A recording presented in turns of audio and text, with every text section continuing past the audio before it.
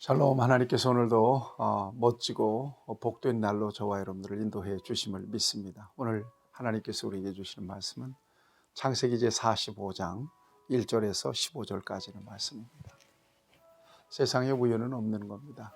특별히 믿음 안에서는 더욱 그렇습니다.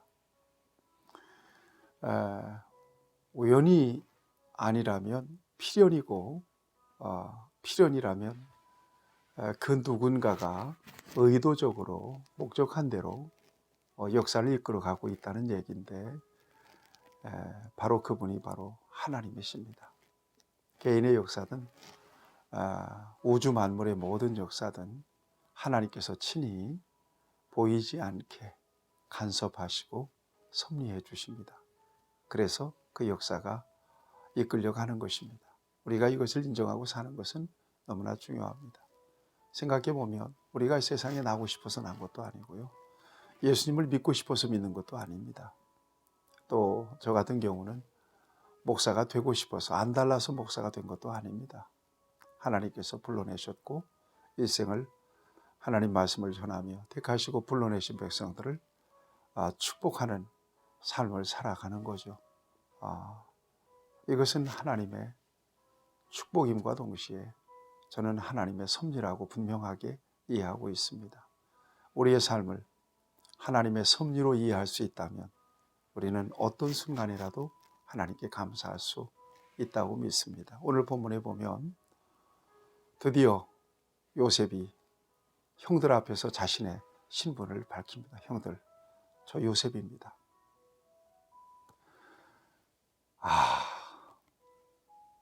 제 마음이 뭉클합니다. 어땠을까요? 형들의 마음은 어땠을까요? 요셉의 마음은 어땠을까요?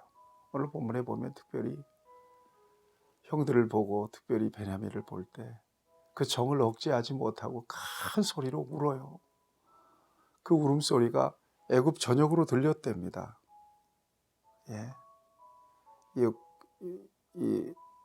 그 바로의 궁중에 들렸다는 거예요. 그리고는 3절 말씀을 보면 요셉이 그 형들에게 이르되 나는 요셉이라. 내 아버지께서 아직 살아계시니까. 형들이 그 앞에서 놀라서 대답하지 못하더라. 형들 입장에서는 죽은 줄만 알았던 요셉이 애굽의 총리가 돼서 그들 앞에 있는 것을 이해할 수 없었을 것입니다. 믿지 못했을 것입니다. 그런데 이것은 사실입니다. 얼마나 놀랐겠어요.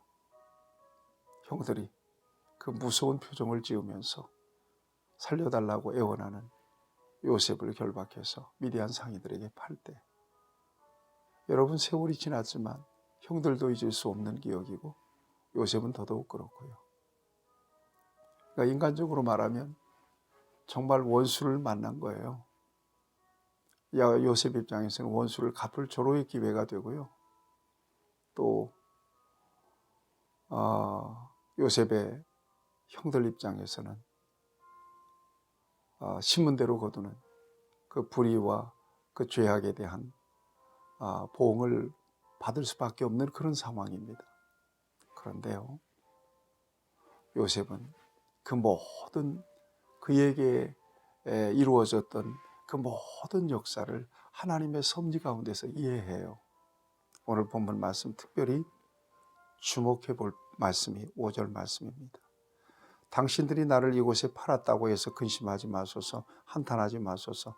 하나님이 생명을 구원하시려고 나를 당신들보다 먼저 보내셨습니다. 와, 이거 놀랍잖아요. 여러분들의 삶의 자리를 어떻게 느끼고 계십니까? 오늘의 형편, 오늘의 어떤 상황을 어떻게 해석하고 계십니까? 적어도 저와 여러분들이 믿음 안에 있다면 이것은 우연이 된 일도 아니고요, 하나님의 선하신 목적을 이루시기 위해서 하나님의 섭리 가운데서 이루어지는 선한 역사라고 하는 사실을 저와 여러분들이 잊지 말아야 될 것입니다. 낙심하지 마십시오. 또 잘 나간다고 교만해서도 안 되고요. 다만 하나님의 뜻이 이루어지기를 바랍니다. 그 소원을 가지고 하나님 앞에 진실하게 서는 것, 그리고 그 상황 속에서 하나님을 대하여 내게 맡겨진 모든 일들을 성실하게 감당해낼 수 있는 것, 그것이 참으로 중요하다고 믿습니다. 그러면서 당시의 상황을 얘기해요. 이 땅에 2년 동안 흉년이 들었고 앞으로 5년 동안 흉년이 더 남았다. 7절을 보면 하나님이 큰 구원으로 당신들의 생명을 보존하고 당신들의 후손을 세상에 두시려고 나를 당신들보다 먼저 보내셨나니 그런즉 나를 이리로 보낸 이는 당신들이 아니요 하나님이시라. 하나님이 나를 바로에게 아버지로 삼으시고 그 온 집의 주로 삼으시며 애굽 온 땅의 통치자로 삼으셨나이다. 당신들이 나를 이곳에 판 것이 아니라 하나님 나를 그런 방법을 통해서 이곳으로 보냈다. 당신들을 구원하기 위하여. 여러분, 이게 엄청난 깨달음입니다. 이게 엄청난 고백입니다. 그러니 이 마음 가지고 지난 20년 동안을 그 어려움을 겪으면서 지나왔지만 이 바울의 행적 가운데 원망이라는 게 없어요. 뭐 하나님 앞에 내가 왜 이래야 됩니까 하고 탄원하며 기도하는 적도 없어요. 그냥 섭리로 받아들인 거예요. 그러니까 그렇게 성실하고 진실할 수가 있었던 거고 사람들 앞에서도 인정을 받을 수가 있었던 것입니다. 그러면서 9절 말씀 보세요. 아버지를 데리고 오시라고, 모시고 오라고 이 모든 상황들을 다 말씀드리고 아버지를 모시고 오라고 합니다. 그리고 고센 땅에서 살라고 합니다. 내가 다 책임지겠다고. 여러분 11절 보세요. 모든 사람에게 부족함이 없도록 하겠다고 그렇게 형들에게 이야기합니다. 그리고 아버님께 이 모든 상황을 얘기하고 속히 아버님을 모시고 오라고 부탁합니다. 그리고 14절을 보면 20년 만에 만난 자기 아우 베냐민의 목을 안고 옵니다. 얼마나 그리웠겠어요. 보고 싶었겠어요. 특별히 베냐민은 자기의 어머니 라헬이 이 동생을 낳다가 죽었잖아요. 유복자와 같아요. 그러니까 요셉 입장에서는 얼마나 더 애틋하겠습니까? 사랑하는 여러분, 여러분들의 삶의 자리가 지금 어떤지는 잘 모르겠어요. 그렇지만 여러분 기억하세요. 우연히 여러분들이 거기에 있지 않습니다. 여러분들이 당한 일 결코 우연이 아닙니다. 여러분들이 겪고 있는 모든 일들 우연이 아닙니다.